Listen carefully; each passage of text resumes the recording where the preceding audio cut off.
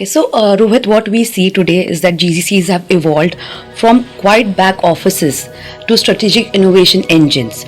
Now, when we say marketing in the GCC context, what does that really mean, and how does it differ from the as we know marketing, and how can it also help in building or shaping the identity of any maturing center?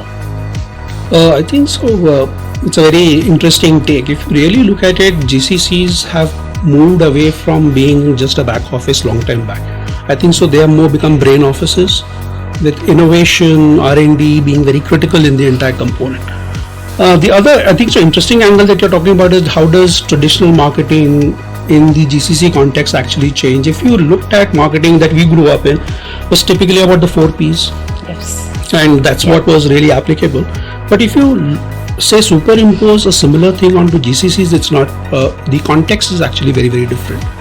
First is, it looks at 4 Is actually, and that's something that is also a culmination over the last 12 years working with GCCs. Earlier GCCs were in the form of captives, then it moved to BOTs, then it's offshore development centers, and now what we call is GCCs, GICs and other kind of things. Right. So the 4 Is that actually really define the marketing in the GCC context is around identity.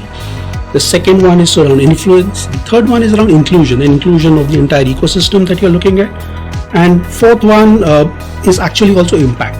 Because when you really put on a kind of a marketing hat, because earlier if you really looked at marketing roles were very comms, information, dissemination heavy. Yeah. But right now it just needs to look at it more from a marketing kind of a standpoint. And I think so that's the big shift that we are really seeing in the marketing from a GCC landscape.